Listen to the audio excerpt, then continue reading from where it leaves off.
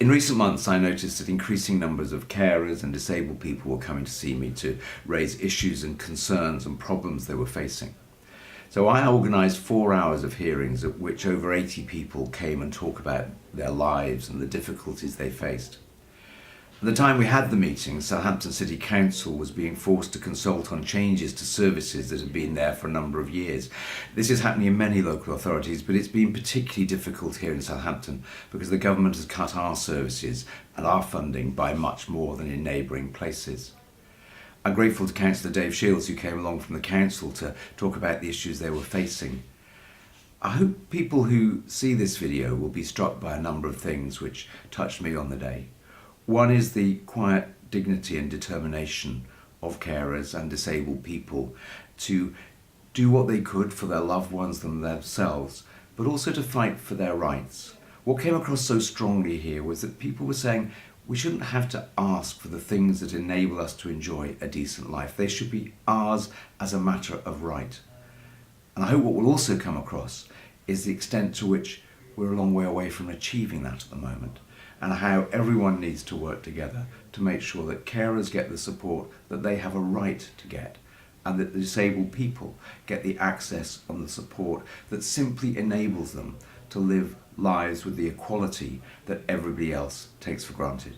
As I say, my name's Jane and I work for Carers in Southampton. I'm the link worker with a lead for learning disability and physical disability. So currently we're supporting many carers in their ability to respond. So the current consultation, which is happening in the city for around 12 weeks' time, we're probably halfway through that consultation at the moment, where the city are proposing to re-provision day services for people with learning disability and also their primary respite care provision, which is Kentish Road.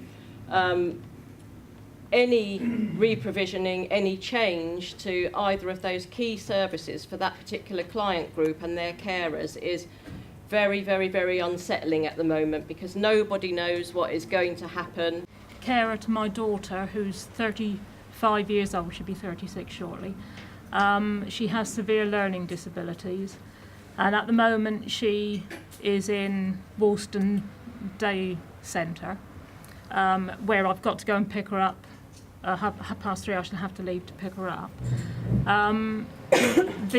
She only has a service 4 days a week, and we're being threatened with cuts and things, and it's going to be change, but we don't know what sort of change.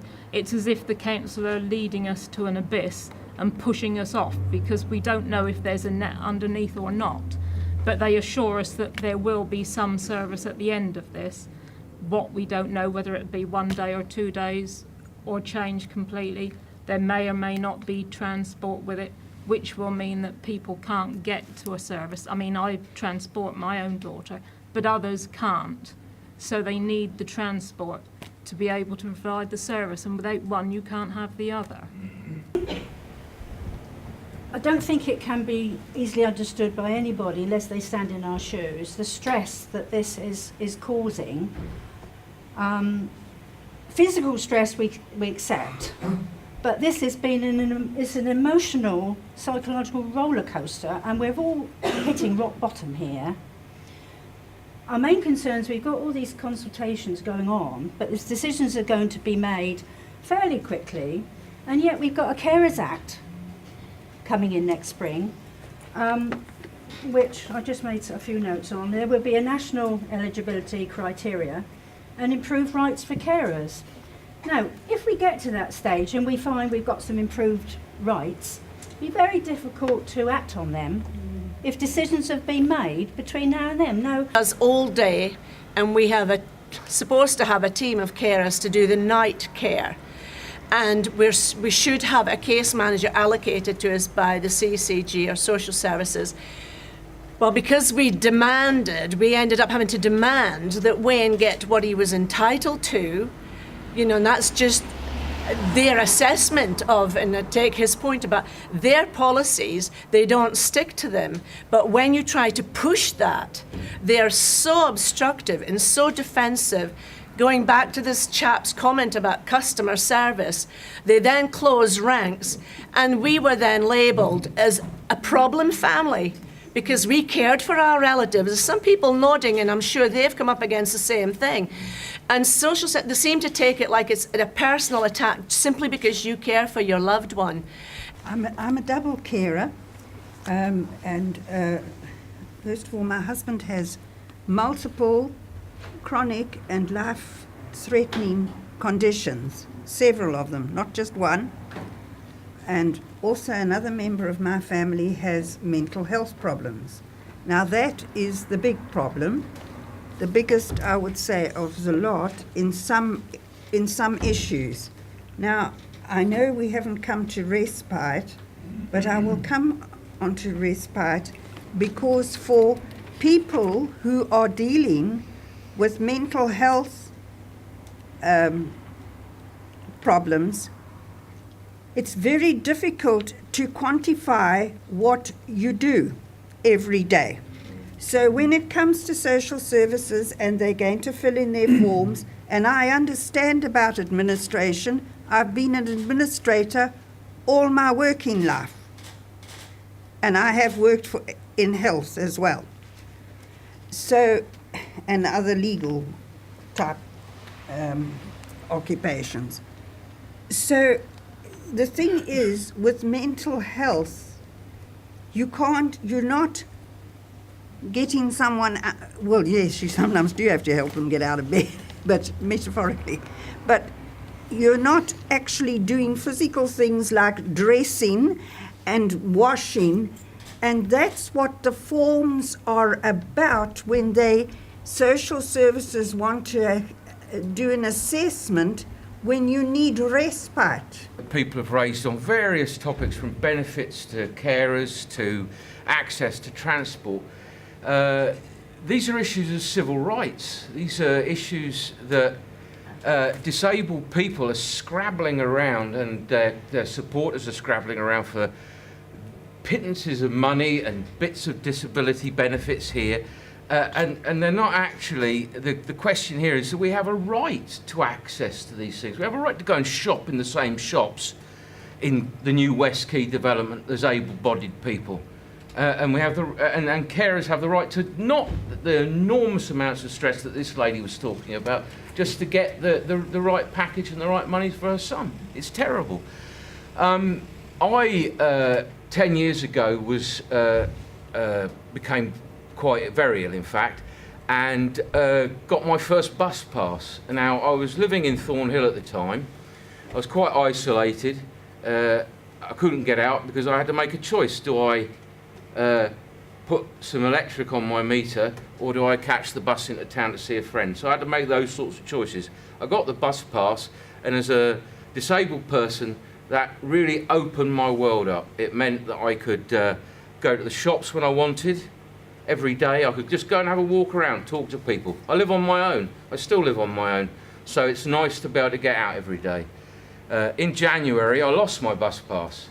The council decided that they were going to cut the local disabled bus pass. And that has, of course, shrunk down my world yet again. It means that I can go a week without seeing another person to talk to. It means that I can't get out to the shops when I want to. It means I have to rely on people. I have to ask friends, can you take me to the shops? Or use an expensive service from Tesco or one of the other supermarket chains. It's a bad decision by the council because, again, I'll say it again, it's an issue of civil rights. It's an issue of society.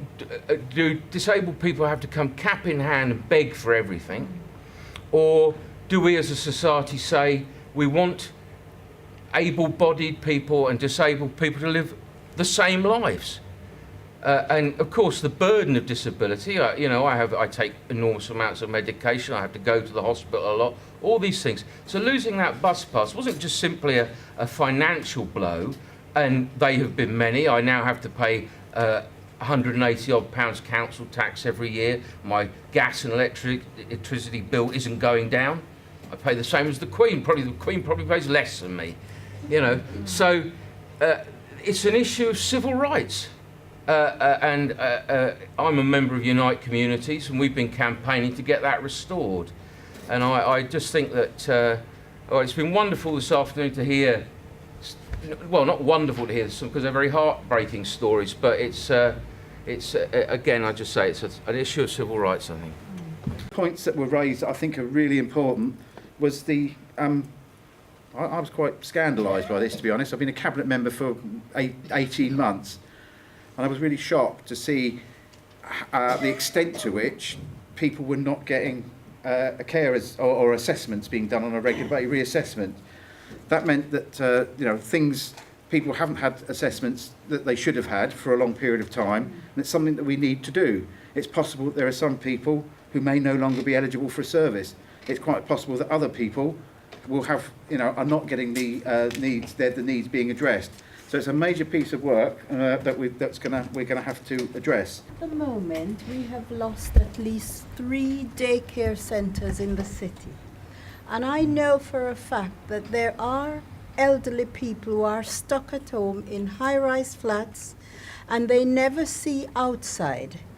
When I pick them up on a Thursday morning and take them home in the afternoon, and when I go back next week and I say, have you had a good week? Have you been out? I have not left this flat at all. And because of the cost, now 3 of those centres have closed, and there are a lot of elderly people stuck indoors day after day, 24 hours a day. And I just feel that that is a very, very sad indictment on our community, because suddenly we are now going to find that suddenly one day they open these doors and these people are dead in their flats and they don't know when and how it happened. And I just think that is quite a sad thing. The reason I'm an ex-support worker is because I whistle blew and had a really hard time as a result of it. I found through personal experience, and I specialised in visual impairment, I found through personal experience that a lot of the spend on disability was spent on the higher echelons of management and not on the people who actually did the caring. And you can't make a profit out of care. Care is about caring about people. And I found that whereas a support worker may be paid £8 an hour, the agency that provided it was earning twice that in providing the care. Now that care that money should have been spent on the people that they were providing care for. Thank you. I'm quite sceptical that I already know that they're probably going to be closed, whatever consultations take place, because the council has to save money.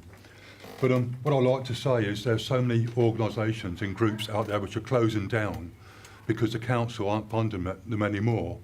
And I know for a fact that there's one called Dane, which is based in Spectrum in Southampton, and they're celebrating 25 years this year of helping people. And this year they've had their funding cut and they've got to close in December. Now I know that they helped me. I don't think I would be here now. They helped support me, and all they wanted was a few £1,000s a year to keep going, and the council have said no, they can't have it, and they've now got to close, and they have helped so many people. Richard both mentioned, and John mentioned about Dane. Just to say that in my budget line, we do have £55,000 available for funding Dane, and that hasn't been cut.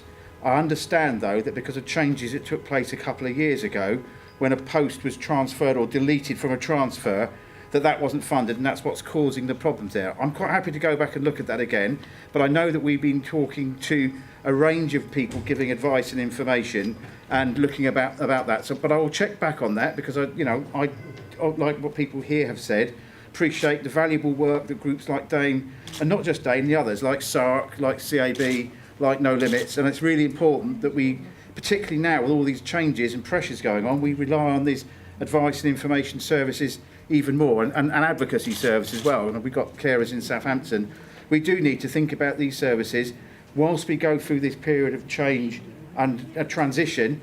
We need them more than ever, so we need to sort of make sure that we do that. So people who are seriously affected by going from DLA to PIP, because myself and quite a number of others use the DLA to pay for medical treatment because we can't get it on the NHS, and that keeps us moving. I know one person who used it to pay for chiropractor fees. It got him able to move around. He informed the benefits agency. He lost everything, lost his treatment, and ended up housebound and had to start all over again. People going through the disability system trying to claim benefits, they are rejecting clear, obviously people that really do need those benefits, they're rejecting all those just for the sake of making them go through an appeal.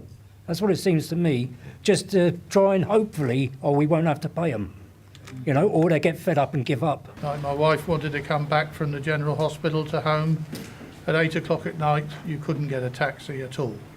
It used to be the council's remit could decide to make all taxis accessible, which they are in London, so you don't have the same problem. But that never has happened in Southampton, so I don't quite know why. The council also did a survey on transport, mainly buses, and it never asked one question about disability in that survey. I, 10 years ago, became quite very ill, in fact, and got my first bus pass. Now, I was living in Thornhill at the time. I was quite isolated. I couldn't get out because I had to make a choice. Do I put some electric on my meter, or do I catch the bus into town to see a friend? So I had to make those sorts of choices. I got the bus pass, and as a disabled person, that really opened my world up. It meant that I could go to the shops when I wanted. Every day I could just go and have a walk around, talk to people. I live on my own. I still live on my own. So it's nice to be able to get out every day. In January, I lost my bus pass. The council decided that they were going to cut the local disabled bus pass. And that has, of course, shrunk down my world yet again. It's not so much the bus pass, because I went for the national one rather than the local one in the first place. It's bus drivers now seeming to think that electric wheelchairs are scooters and they're not allowed on the bus. We've been asked to come to Southampton to do things, and if there's anywhere we can support people who want to start up the access group again, then we'd be happy to do that. Thank you. Well, I want to talk about the parking in opposite Asda. There's a parking for disabled, but there's a curbs which is very high, and if you're on a wheelchair, you cannot climb. You have to go around to get. And they should have orange on the parking, because when you park, you got a wheelchair, and somebody else park you behind you. You can all open the boot. You have to wait until they move. Both for wheelchair users and for visually impaired people, there's no point in having a bus if you can't get on it. We've got so many buses that just don't stop at bus stops. They might go past the bus stop, or they might stop in the middle of the road, but basically we haven't got any force from old-fashioned days when we had proper traffic commissioners, when people have to abide by rules. What really, really angers me is it's only 1,200 people in the Southampton area have a disabled bus pass. So if you're of working age and they want you to work, they take away my means of access. I can't afford a car because I earn less than 8,000 because of my mental and health and physical issues. You take away our bus pass. We went to the council chambers and they said we consulted the charity groups in the local area before we cut the bus passes. They have got all our details on the database to send out a survey to each person with a disability to find out our views before they cut the services, not after, and we get the councillors going, we can't do anything, we'll see about the next financial year. Assessment issues.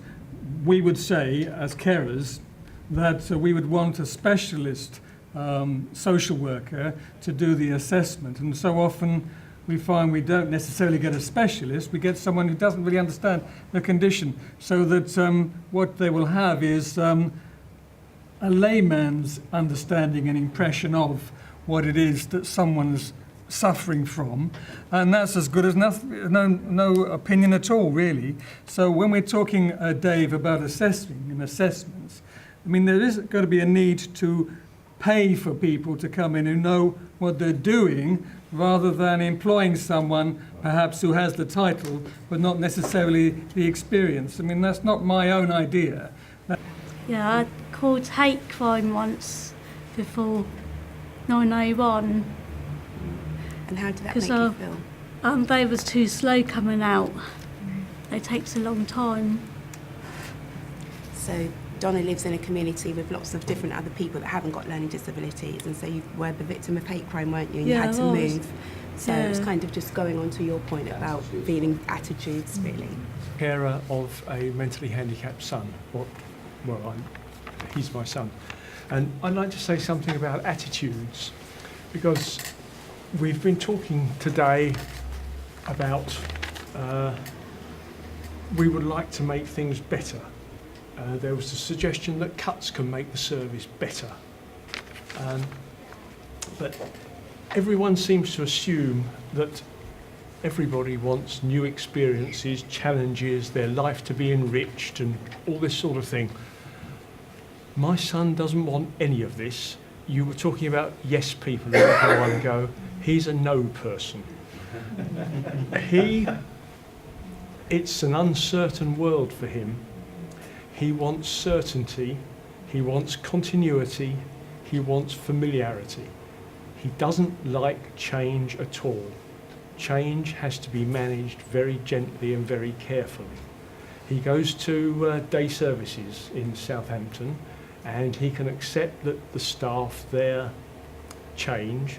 Obviously, employees leave and get a better job and they're replaced, and he can accept that, but he does like his day services.